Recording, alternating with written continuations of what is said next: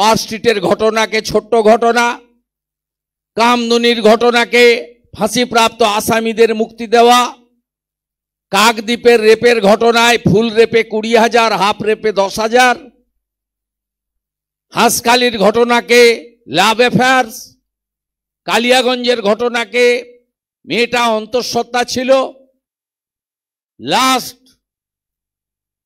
বোন অভয়ার ক্ষেত্রে প্রকাশ্যে বলেছেন 14ই আগস্ট বেহালার একটা কর্মসূচিতে ওদের পরিবারকে 10 লক্ষ টাকা তো দেওয়া যেতেই পারে। এই যার মানসিকতা, এর বিরুদ্ধে আন্দোলন ছাড়া, একে সরানো ছাড়া অন্য কিছু হতে পারে না। একটা পার্টে সিবিআই ইনভেস্টিগেশন করছে, হ্যাঁ নিশ্চিতভাবে তারা এগোতে পারেনি। সিবিআই মানে কোনো সরকারি সংস্থা নয়। কলকাতা পুলিশ কমিশনার বা সিআইডির যিনি এখানে এডিজি দায়িত্বে থাকেন তাকে নমিনেট করেন পুলিশ মন্ত্রী, রাজ্যের চিফ মিনিস্টার, আর সিবিআই ডাইরেক্টর নমিনেট করেন ভারতবর্ষের প্রধানমন্ত্রী, সুপ্রিম কোর্টের চিফ জাস্টিস, লোকসভার বিরোধী দলনেতা বসে। এবং এই সিবিআই জন্য একটা হ্যান্ডবুক রয়েছে, completely independent organisation, court monitoring. পরিবার সন্তুষ্ট হয়নি, কোর্টে গেছে, কোর্টেই লড়াই হবে।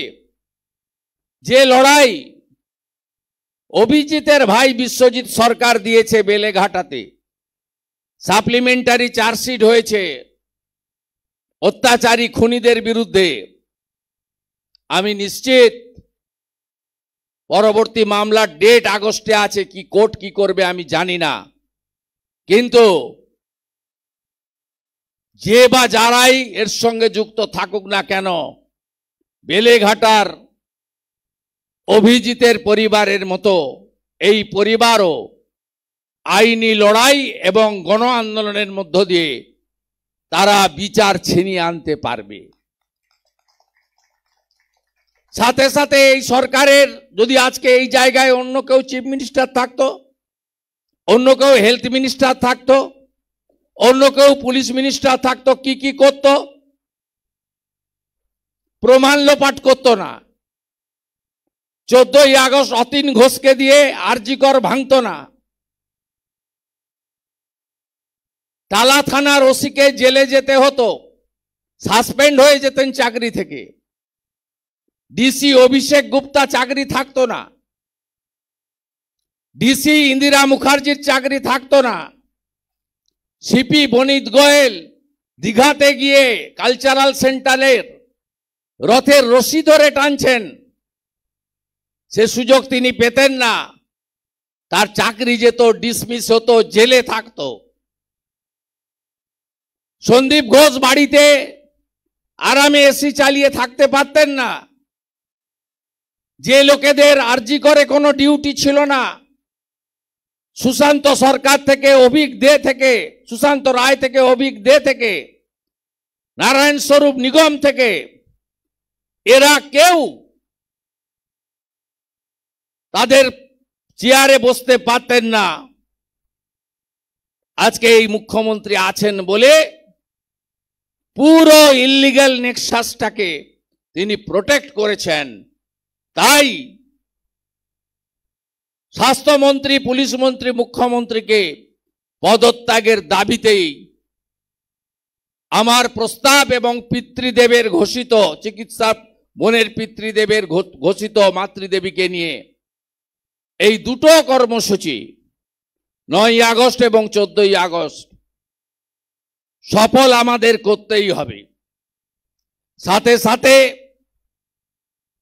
আমরা একটা জিনিস পরিষ্কারভাবে বলবো,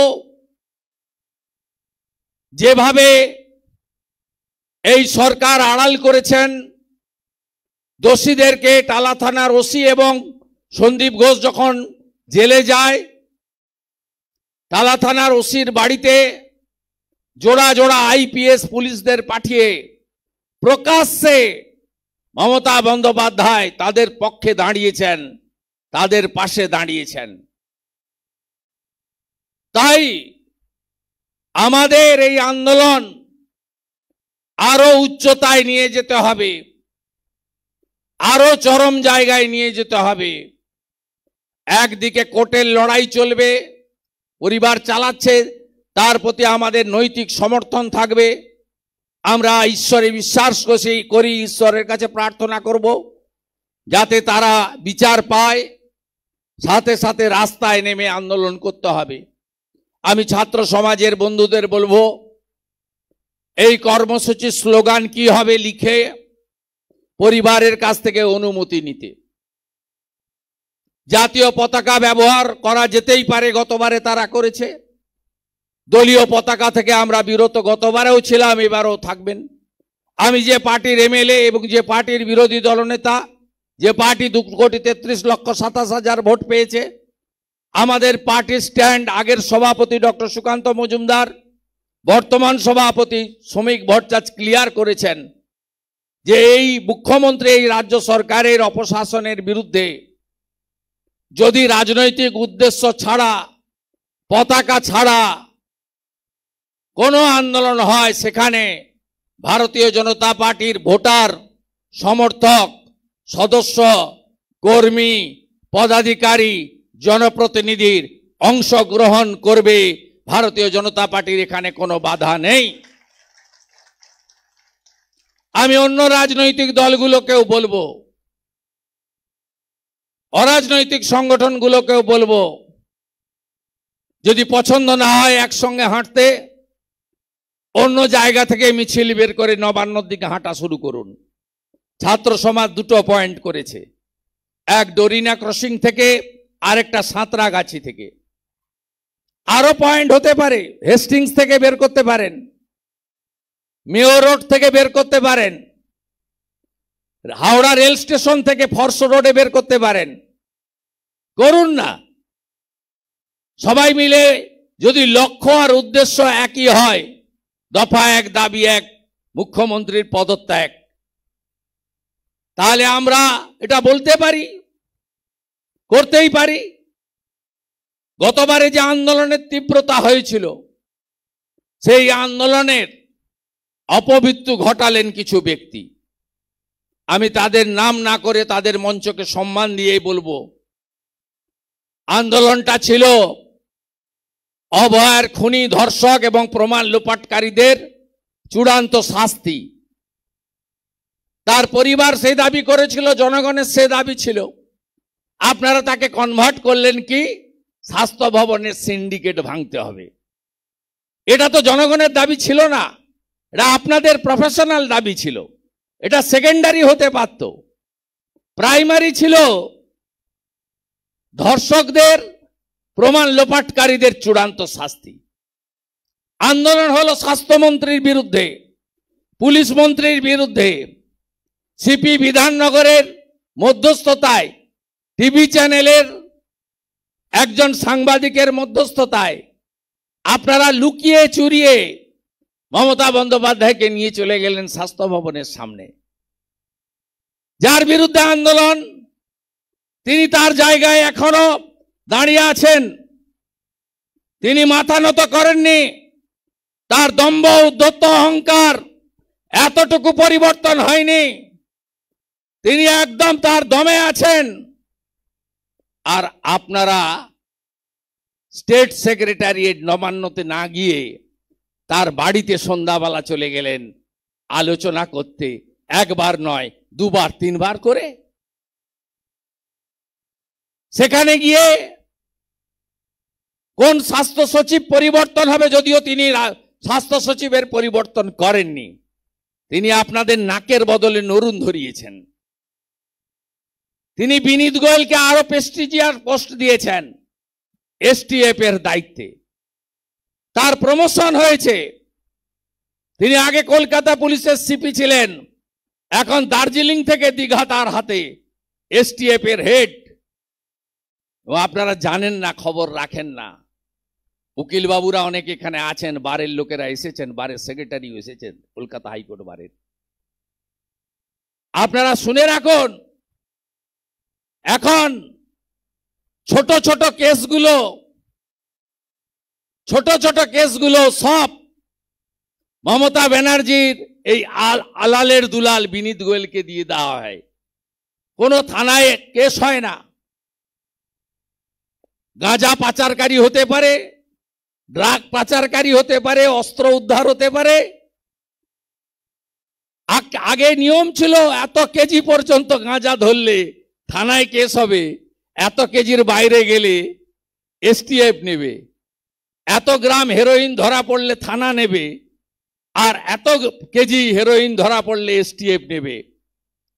আজকে গোটা পশ্চিমবঙ্গের সমস্ত ইম্পর্টেন্ট কেস, নারকোটিকের কেস, আর্মসের কেস সব বিধাননগরে সল্টলেকে এসটিএফ এর অফিসে চলে আসে বিনীত গোয়েলের কাছে, কারণ মমতা বন্দ্যোপাধ্যায় তার জায়গায় দাঁড়িয়ে আছে। লুকিয়ে চুরিয়ে বাবা মার কাছ থেকে কষ্ট পর্যন্ত নেয়নি। ওনারা এত অভাবী নন যে মেয়ের শেষকৃত্যের অর্থ তারা দিতে পারবেন না, এমন অবস্থা তাদের নয়। তারা মুখ্যমন্ত্রীর অর্থকে যেমন ছুঁড়ে ফেলেছেন, অভিষেক গুপ্তা ডিসি টাকা দিতে গেছিল, মুখের উপরে ছুঁড়ে ফেলেছেন। 16 লক্ষ টাকা শিয়ালদা কোর্টে কম্পেনসেশনের কথা বলেছিল, কোর্টে দাঁড়িয়ে চিৎকার করে বলেছেন এই কম্পেনসেশন মানি আমরা নেব না, নেব না, নেব না। তাদেরকে আপনারা ক্রিমেশন কস্ট দিতে দেননি। কে করেননি? এক কাউন্সিলর সোমনাথ। মমতা বন্দ্যোপাধ্যায় যেমন বিনীত গোয়েলকে পুরস্কৃত করেছেন, সোমনাথকেও পুরস্কার দিয়েছেন পানিহাটি পুরসভার চেয়ারম্যান করে। This is Mamata Banerjee. এত নিষ্ঠুর হুঁশযুক্ত মানুষ বলে আমার মনে হয় না। যেহেতু ওই আন্দোলন শুধু আপনারা রাত জাগেননি, ওনাকেও অনেক বিনিদ্র রজনী যাপন করতে হয়েছে। সমালোচনার তুঙ্গে ছিল গোটা দেশ নয় পৃথিবী জুড়ে।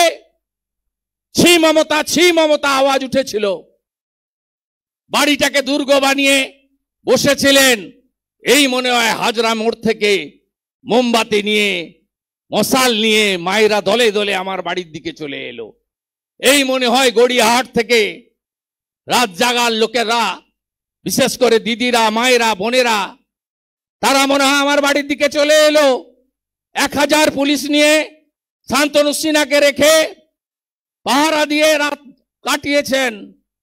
তাই ক্রোধী মমতা বিনীত গোয়েলকে পুরস্কৃত করেছে, সোমনাথকে চেয়ারম্যান করেছে, আন্দোলন ভেঙেছে।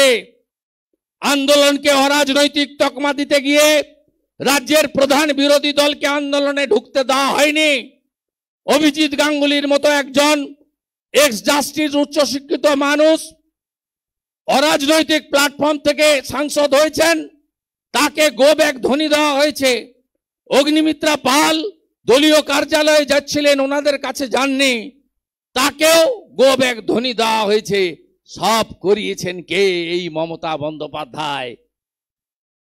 তাই এই লড়াইটাকে ঠিক জায়গায় নিয়ে যেতে হবে, নড়িয়ে দিতে হবে। হ্যাঁ, নিশ্চিত শান্তিপূর্ণ থাকবে, কেউ কিচ্ছু আনবেন না। প্রমাণ করে দিয়েছেন এই বলরাম বাবু।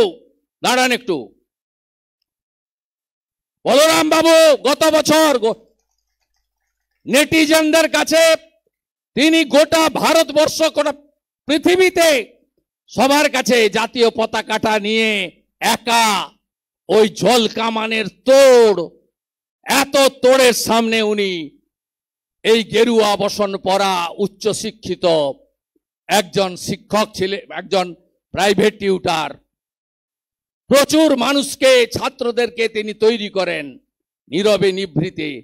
তিনি তার লড়াইটা দেখেছেন। যারা জেলে গেছিলেন অনেকে এখানে এসেছেন। একটু দাঁড়াবেন বা হাত তুলবেন যারা জেলে গেছিলেন। অনেকেই এসেছেন, প্রায় 100 জন মতো এসেছেন। আসবেন তো এবারে? যদি জেলে নিয়ে যায় ভয় নেই তো? একদম শান্তিপূর্ণভাবে আসবেন, আসবেন। একটা ফুলের পাপড়িও যেন কারোর পকেটে না থাকে। আপনাকে বলি বিচার, we want justice only, no Suvendu here. Only we want justice. এ লড়াই বাংলার আপামর মানুষের লড়াই। এ লড়াই ব্যক্তির নয়, রাজনীতির নয়, পতাকার নয়, ভোটের নয়, ধর্মের নয়, সম্প্রদায়ের নয়। এ লড়াই বাংলার সবার লড়াই। আমি আপনাদের হ্যাটস অফ করি, প্লিজ সিট ডাউন। এটাই তো বাঙালি। আমার লজ্জা লাগলো, প্রদীপ মজুমদার বলে একজন মন্ত্রী, তিনি আজকে একটা এক্স হ্যান্ডেলে দিয়েছেন, তোলাবাজ ভাইপো মমতা ব্যানার্জি, তাকে বলেছেন নেতাজি অভিষেক ব্যানার্জি। ভাবা যায় কোথায় অধঃপতন। আরে ভাই, এক্সে লিখেছেন প্রদীপ মজুমদারের মতো লোক। অজিত পাঁজা দীর্ঘদিন ধরে সঙ্গী ছিলেন, কিন্তু এদের পরিবর্তন দেখছে, কি সাহস। এর আগে নির্মল মাঝি বলেছিলেন, মা সারদামণি বেলুড় মঠ বাধ্য হয়েছিল খণ্ডন করতে। এর আগে ওই হেরো বিশ্বজিৎ দাস, তিনি রানী রাসমণির সঙ্গে তুলনা করেছিলেন। আর আজকে দেখলাম প্রদীপ মজুমদার বলছেন নেতাজি অভিষেক ব্যানার্জি। ছি ছি ছি। ভালো করে লড়াই করতে হবে, আর বাড়াবো না কথা, অনেকবার বলতে হবে, অনেক লড়াই আছে। এবারের নবান্ন অভিযান খুব গুছিয়ে হবে, খুব গুছিয়ে হবে। এখানে যে ভলেন্টিয়ার রেজিস্ট্রেশন, নাম ফোন নাম্বার দিয়ে দেবেন, 8 তারিখে পৌঁছে যেতে হবে। We need 10,000 volunteer. অ্যাকোমোডেশন দিতে পারবো না, আত্মীয়র বাড়িতে থাকতে হবে। ছেলেরা বেরোবে, ওই যে পিতামাতার আবেদন,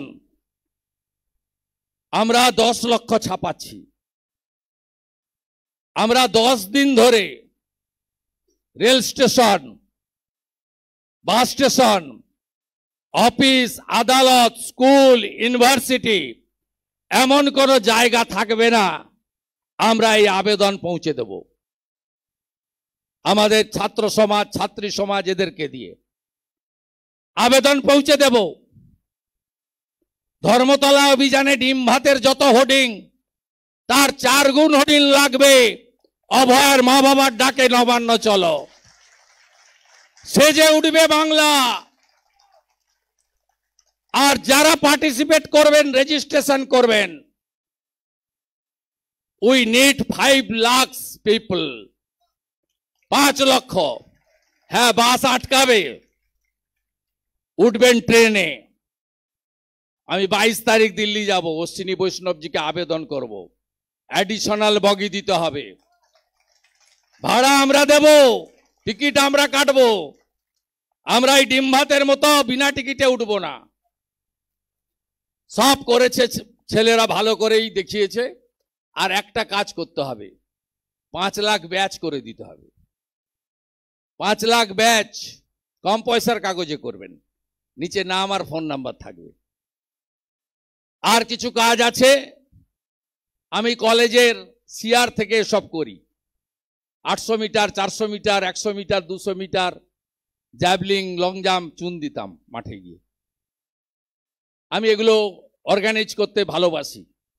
জল দেওয়ার টিম লাগবে, মেডিকেল টিম লাগবে, অনেক ক্যাম্প লাগবে, অনেক এনজিও সামাজিক সংগঠনের সাপোর্ট লাগবে, অনেক পলিটিক্যাল লোকের সাপোর্ট লাগবে উইদাউট ফ্ল্যাগ, প্রেস মিডিয়ার সাপোর্ট লাগবে, ইউটিউবার, সোশ্যাল মিডিয়া যারা এই ধ্বংসকারিণী পিসিমণির হাত থেকে, এটা আপনাকে লাগবে, সেগুলো সব গুছিয়ে করা যাবে। তাই আমি আপনাদের সকলকে অনুরোধ করব, নবান্ন চলো নয়, নবান্ন অভিযান এবারে সফল করতেই হবে। একদম শান্তিপূর্ণ থাকবেন, মার খাবেন, মারবেন না। আবারও বলি, জাতীয় পতাকা থাকবে। আর যে স্লোগানগুলো আমরা দেব, ছাত্র সমাজের ছেলে মেয়েরা গিয়ে 1 সপ্তাহ আগে ডাক্তার বোনের পিতৃদেব মাতৃদেবীর কাছ থেকে অনুমোদন নেবেন। সেই ছাপানো স্লোগান মিছিলের মধ্যে ডিস্ট্রিবিউট করে দেওয়া হবে। সেই স্লোগানের বাইরে আমরা কোনো স্লোগান দেব না, ঠিক আছে? আমি আপনাদের সকলের সাপোর্ট চেয়ে, সাহায্য চেয়ে, এবং বিচার নিশ্চিতভাবে পাবেন, মমতা ব্যানার্জি যাবে। আমি কথা দিতে পারি, মানুষ যদি পরিবর্তন করে, কাকে আনবেন মানুষের ব্যাপার। যেই সরকারই আসুক না কেন, সেই সরকারের আমলে বিনীত গোয়েল, সন্দীপ ঘোষরা বাড়িতে থাকবেন না, জেলে পচবেন, এটা আমি নিশ্চিতভাবে বলতে পারি। আমাদের ভিডিও ভালো লাগলে লাইক এবং শেয়ার করুন। কমেন্ট সেকশনে গিয়ে জানান আপনাদের মতামত। আরও ভিডিও পেতে আমাদের চ্যানেল সাবস্ক্রাইব করুন এবং প্রতি মুহূর্তে খবরের আপডেট পেতে প্রেস করুন বেল আইকন।